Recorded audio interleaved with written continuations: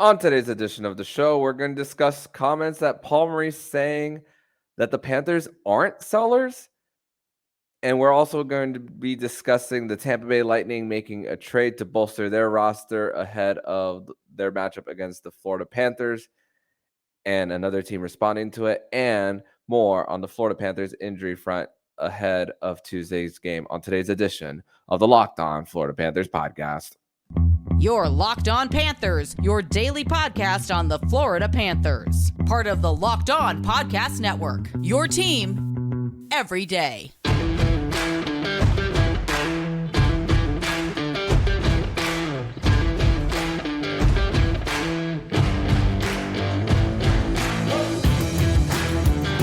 And welcome into this Tuesday, February 28th edition of the Locked On Florida Panthers podcast, part of the Locked On Podcast Network, where it's your team every day. Thank you for making the Locked On Florida Panthers podcast your first listen of the day. I'm Armando Velez, and you can follow me on Twitter at Monoman12. Follow the show account on Twitter at LO_FLA Panthers. Don't forget to also subscribe to the YouTube channel and send in your 5-star rating on whichever podcast app you listen to, and send it over to me over at LO_FLA Panthers on Twitter, or email it to me at lockedonflapanthers@gmail.com for your chance to win 2 free tickets to the Florida Panthers versus Chicago Blackhawks game. And we just passed 200 subscribers on the YouTube channel. So sincerely, thank you everybody for subscribing to the channel. Thank you. But so it's crazy how just the night before on Sunday night, when Alex Slemp and I of Full Press NHL spoke about when the Panthers should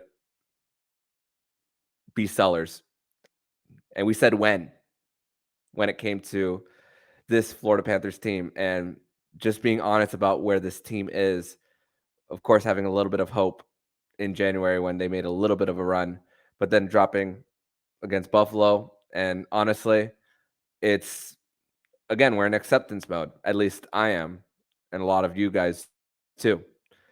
But is Bill ZIto and Paul Maurice in acceptance mode too? So, and that's the big question. Paul Maurice did talk to George Richards of Florida Hockey Now and spoke about how he believes that in the group that the Panthers have, and that you're either buyers or sellers at the trade deadline, and that the Panthers are not sellers. And part of me hears that, and it's a little bit of lip service. Of course, you're in actuality, you are 2 points out of the final spot in actuality. But the hill you have to climb, even with 3 days off, multiple three days off in the last week and a half, you're still behind the 8 ball, and you're going to have another gap of in 2 weeks, where after the Florida Panthers play the Winnipeg Jets on March 11th, their next game won't be until the 16th. And if the Florida Panthers don't get some wins together, that 4-day stretch with even more games in hand could even look worse for the Panthers. So these 2 games, even though I still think the Panthers are sellers at this point, you can't drop any of the points. You really can't. But is Paul Maurice being honest with himself? And is Bill ZIto being honest with himself as well? Or is that just lip service? I'm starting to think the latter, honestly. There was a quote that I do agree with Paul Maurice, talking about how that the Florida Panthers are not at the tail end of a 5 to 6 year run, that they're at the start of it. And I only half agree with that statement, because think about this. Yeah, I know the Florida Panthers only have 3 players left from their 2020 bubble season: Barkov, Ekblad, Bobrovsky. But you think about the building blocks of this team when Ekblad and Barkov were first drafted, and let's include Huberdeau there too. About the growing pains they had to go through. Of course, Dale Talon trades for Jaromir Jagr. They go on a 12-game winning streak at that time, win the division, losing 6 against New York, and then don't make the playoffs for a few more years after that. And then here comes Bill ZIto. Here comes a new coach the year before in Joe Quenneville. And the Panthers look to have taken that next step. But then, of course, circumstances come with everything off the ice. And, of course, trades, too. And a trade to get younger, which I still applaud Bill ZIto for doing so, because Matthew Tkachuk is a joy to watch. And this team did get younger. But you think about an ability to reset and the ability to use some assets in order to trade for something bigger, assuming that the salary cap rises more than it's anticipated. And something I haven't really mentioned on the podcast yet is the fact that Bally Sports is about to file for bankruptcy if they haven't already, which could affect the salary cap for the upcoming offseason too. So that is still up in the air for the Panthers. We still don't have an idea, even though Gary Bettman did come out and say that they're going to be up to $6 billion in revenue. What does Bally's Sports' filing for bankruptcy, how does that affect what the Panthers do? And how does that affect their mindset when it comes to trading away both stalls to give them a chance to win a cup? And even Gudas, they talked about how Radko Gudas, they might want to bring him back for next season, but you got to get a little younger. You got to hopefully use some of the pieces that you have because Radko's not going to get you a 1. He could possibly get you a 2. Highly doubt it. But the ones who could get you a 1, like we spoke about yesterday, that could help flip for something even bigger. Yeah, you might be sacrificing on the offensive end. And yeah, even though the expected goals for the Panthers are high, the actual goals aren't the best for the Panthers. Of course, they're still in the top 15 of the league. But how much are you willing to sacrifice the offensive production to bring a better defensive part for your team who can also play offense? And by that, I'm talking about Jacob Chikrin. Why am I mentioning him? Because Elliot Friedman at 32 Thoughts keeps mentioning this for some reason. And the fact that he keeps mentioning it must mean something. And he mentions that the Florida Panthers really want to do it, but that the cap space or lack thereof and the draft capital lack thereof is holding them back from making this move. How much is Bill ZIto willing to swing? And this is not a trade deadline move for the Panthers. And they're likely going to miss out on Chikrin. And here's why. There's so much drama with Chikrin out in the desert. He's been out for 2 weeks for trade-related reasons, that it's best for the Coyotes to just cut their losses and trade him right at the deadline. And they don't want to retain salary neither. The Panthers are not going to get him. Likely not. But when it comes to Bennett and Reinhart, who are starting to get a little older, what can you get those for those in order to flip for something else? Because good GMs get rid of guys a year too early versus a year too late. And look at Jonathan Huberdeau. Look how he's doing in Calgary right now. Mackenzie Weegar is looking to be the better part of that trade for the Calgary Flames at this moment in time. But look at Huberdeau. Still a great trade by Bill ZIto. And you risk a little bit, but you roll the dice, and so far it's been working out for the Panthers. What can he do next as far as that? But as far as sellers, not being sellers, what Paul Maurice says, it's also not up to him as well. So I wouldn't read too much into Paul Maurice saying that the Panthers aren't necessarily sellers. Neither. because anything can change from now until March 3rd at 3 p.m. And the poll that I put up saying, when will the Panthers make their move to sell before the Tampa Bay game or the 11th hour of the trade deadline?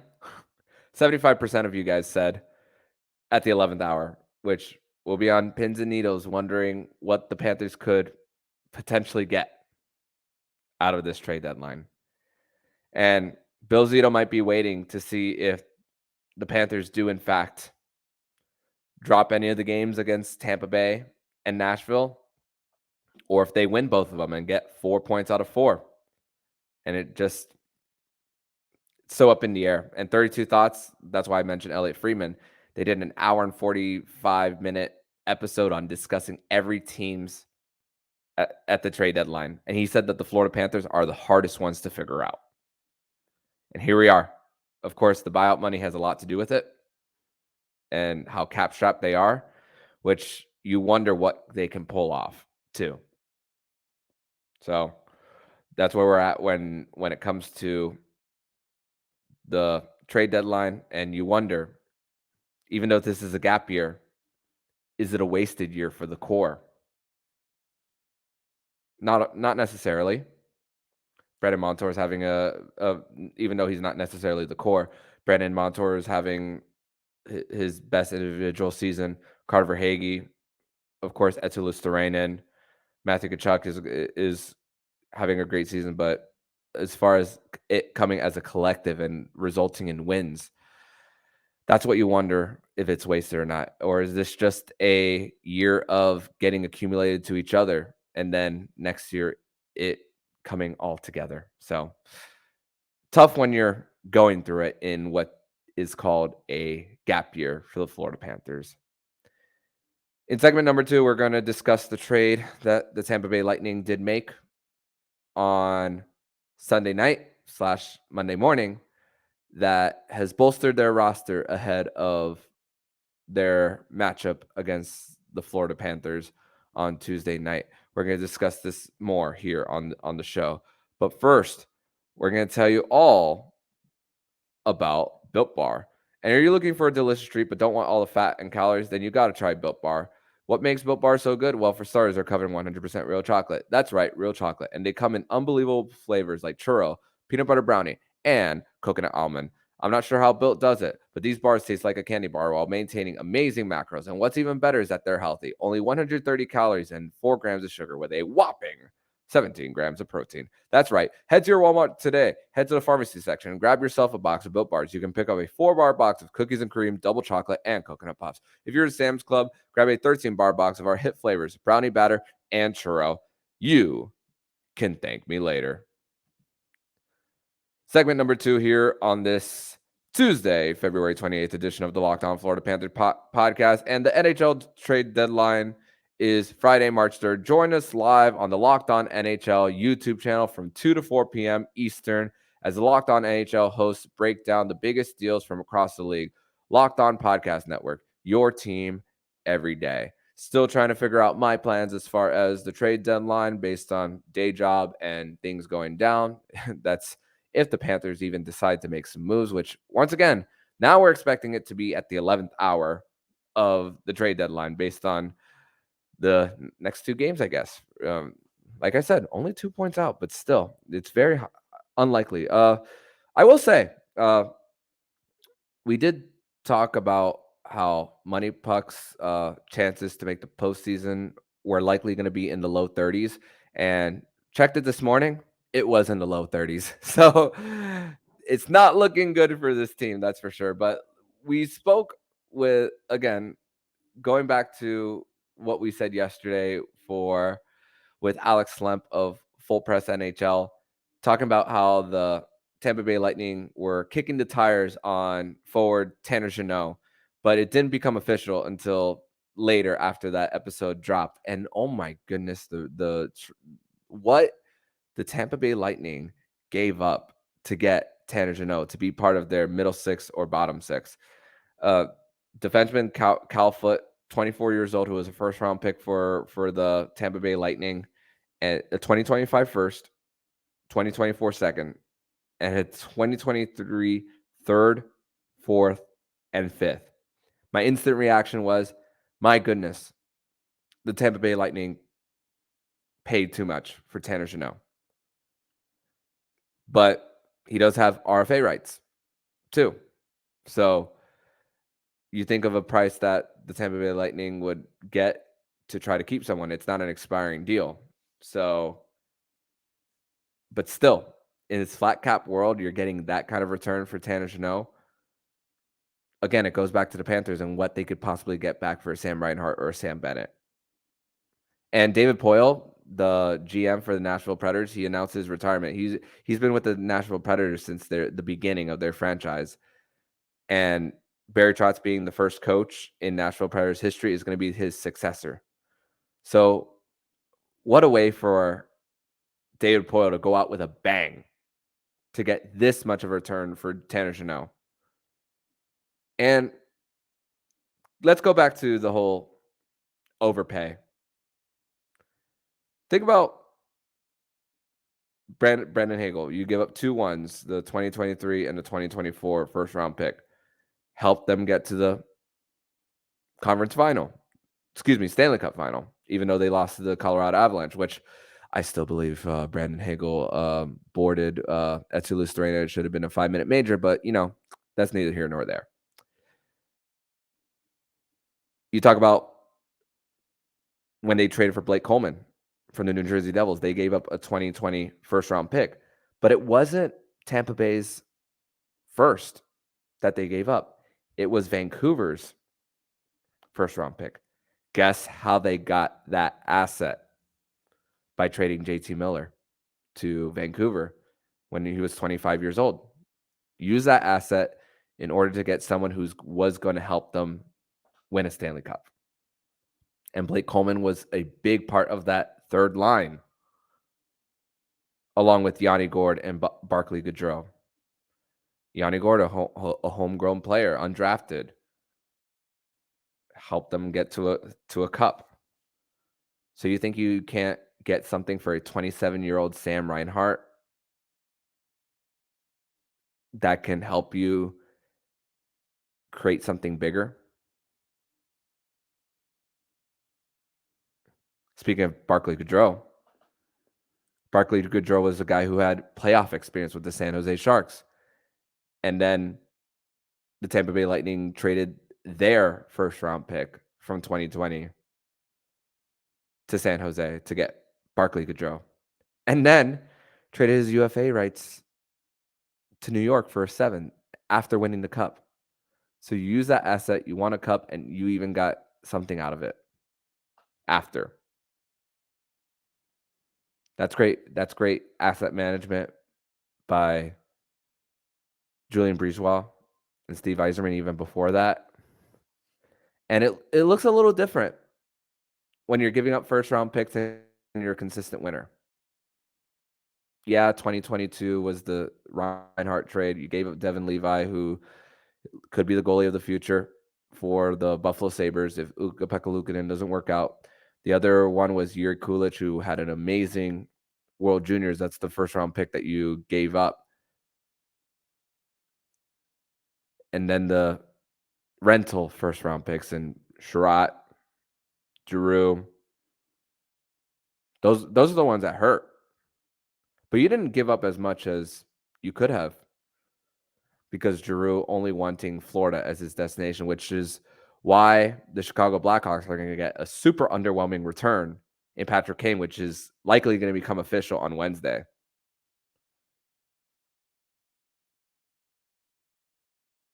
So with the 2025 one with Tkachuk,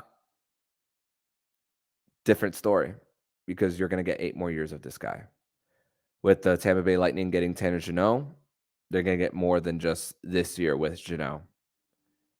They've got multiple years. I'm not sure what Brandon Hagel's contract looks like with the Lightning. But let's also not forget Nick Paul. He got a 7-year deal after trading for him from Ottawa.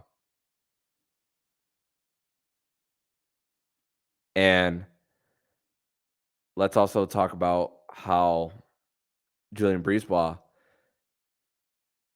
looks at this trade. While a lot of people might see it as an overpay, Julien Brisebois was talking about how let me actually pull up the quote. He says, quote, "At the end of the day, I know there's a perceived value on these picks, but we have a really good idea of what actual value those picks are. Individually, you can go, what's that first round pick worth? What's that second round pick? And so forth and so on. And we look at what is worth to us based on the odds of those picks turning into good NHL players down the road. I'd rather have the good player right now this season and next to help this group right now because I know what the odds are of those picks turning into players. I also know what the odds are of those picks turning into players that could help us win while we have this group of players right now in their prime, ready to go for another run. The odds are that are zero. None of those picks are going to help. None of the picks we're going to draft with those picks are going to help us win this year or next, or probably even the year after that. So when you put it into that context and you frame it that way, it ends up being a pretty easy decision, actually. Close quote. And yeah, last year was still the year to go for Bill ZIto. But man, when you fall short, it just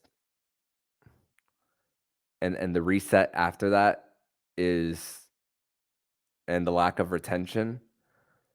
Yeah, the Panther. Yeah, Mason Marchment for the Dallas Stars has not been what we advertised them to be when he signed with the Stars. Yeah, the cap didn't allow the Panthers to re-sign a Claude Giroux. Man, what those $6.4 million for the in dead cap for this Panthers team could have been if they could have used that for Giroux. That it also goes back to that too. And you think about where it looks different when you win multiple years. But when you're a team that hasn't won, hasn't proven themselves, the Panthers are still unproven. They're not proven. Yeah, they won a playoff series. They haven't done more. They haven't made it to the conference final. And even if they do sneak in to the playoffs this year, you're going to go up against Boston Bruins team that's likely going to have one of the best regular seasons ever. They're probably going to, I'm not sure what their point pace is, but I think they're going to pass what the Florida Panthers did last year. And that's with an experienced bunch who has been to Stanley Cup finals, even though this seems like a last dance for Boston. But when it comes to going for it, it looks different when you're a winner. When it falls short, like it did for the Panthers last year, it makes trade deadlines like this one look a little head scratching. And when you're a bubble playoff team, let's call it what it is, a bubble playoff team, it's it makes your decision a little harder because you don't know which direction to go, even though I think it's more to the seller side for the Panthers. And let's also not forget to mention that the Toronto Maple Leafs responded to the Tampa Bay Lightning trading for Tanner Jeannot, that they traded for Sam Lafferty and Jake McCabe and gave up first-round picks for Jake McCabe. And now the Chicago Blackhawks have a whole bunch of assets in the next few years. 3 first-round picks, 6 first-round picks in the next 3 drafts. And that's where you're likely not going to get a first-round pick for Patrick Kane. Incredible what Kyle Davidson is doing over in Chicago. And that this is a matchup that's been set up for months now. So Maple Leafs, Lightning, that's going to be a fun one. And as Panther fans, you just hope they both lose. But of course, one has to win. So it's interesting to see when one team makes a trade, how much the other team responds like the very next day. So yeah, Jake McCabe, Sam Lafferty over to the Toronto Maple Leafs after they got Ryan O'Reilly. So they are stacking up in the East. They're the buying conference. The West is the selling conference. That's just, and the Panthers likely not making it, just and up against this competitive Eastern Conference. You got to wonder when the offseason does hit, who's going to be, which young team is going to take that next step forward that could challenge the Panthers as well. And of course, Buffalo is one of them too. So they're only going to get better. In segment number 3, we are going to discuss some of the injury front for the Panthers ahead of Tuesday's tilt versus the Tampa Bay Lightning. Who's in, who's out, what did the lines look like in practice, and all that. We're going to discuss this more here on the Locked On Florida Panthers podcast. But first, we're going to tell you all about Athletic Greens. Our next partner is a product that I literally use every day because I started taking AG1 because I need a little break from the coffee, which thankfully I have my Athletic Greens to help with that. So what is this stuff? With one delicious scoop of AG1, you're absorbing 75 high-quality vitamins, minerals, whole food source superfoods, probiotics, and adaptogens to help you start your day right.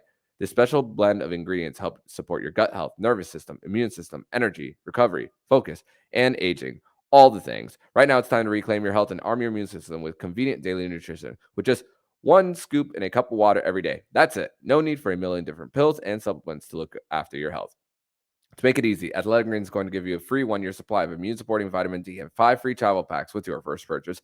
All you have to do is visit athleticgreens.com/NHL Network. That is athleticgreens.com/NHL Network to take ownership over your health and pick up the ultimate daily nutritional insurance.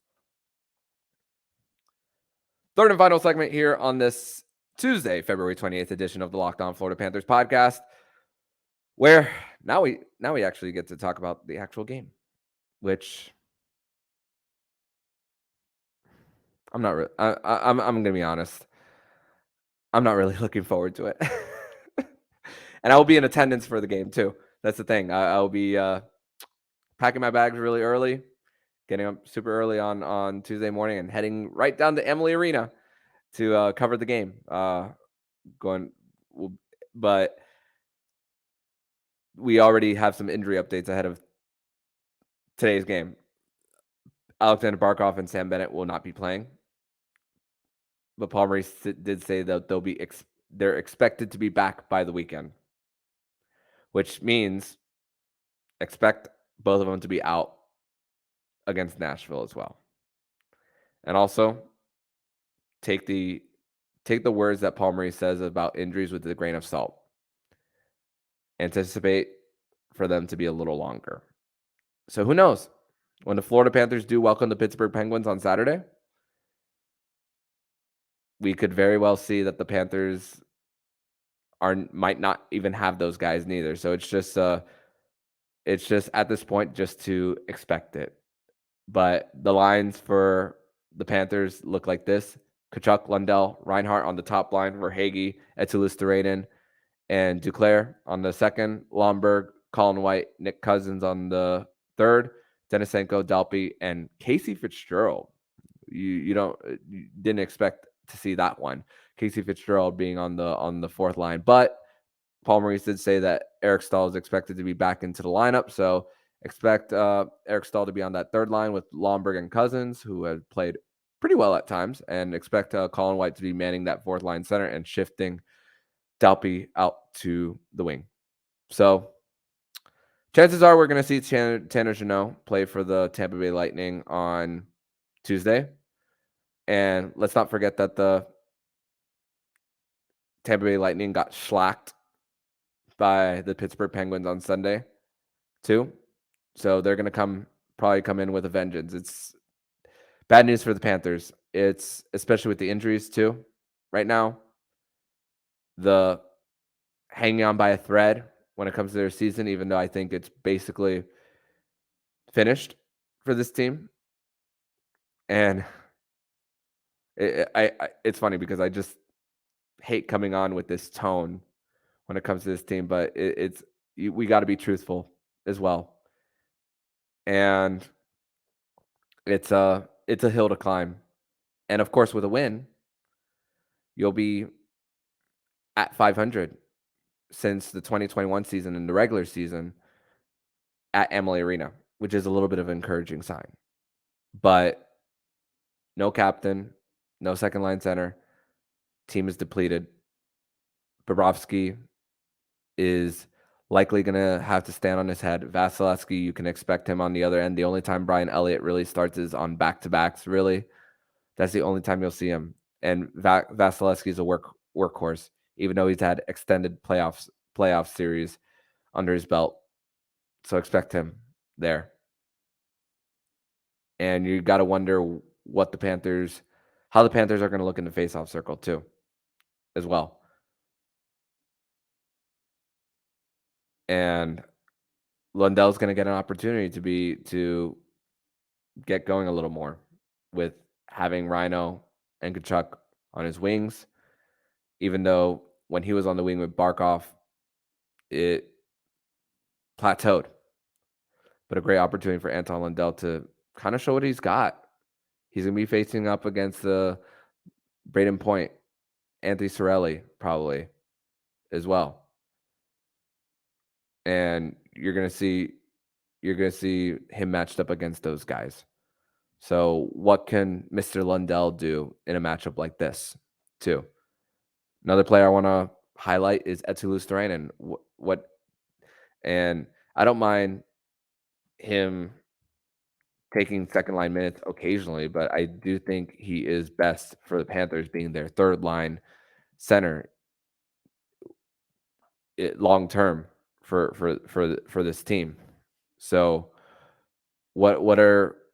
how are they going to show up? And it's Duclair's second game back for the team.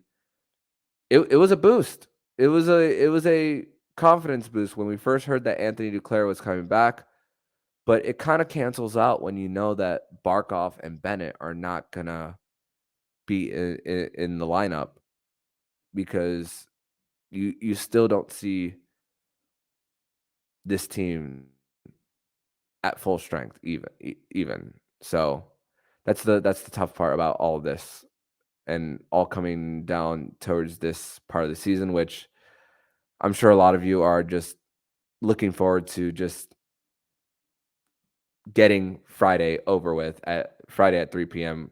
And if the Panthers stay pat, they stay pat. But no way in hell, in my opinion, that they're buying this season to make a run to possibly end in round one. It's just looking yourself in the mirror and just being honest with ourselves. On tomorrow's edition of the Locked On Florida Panthers podcast, it will be a Winans Wednesday edition of the show.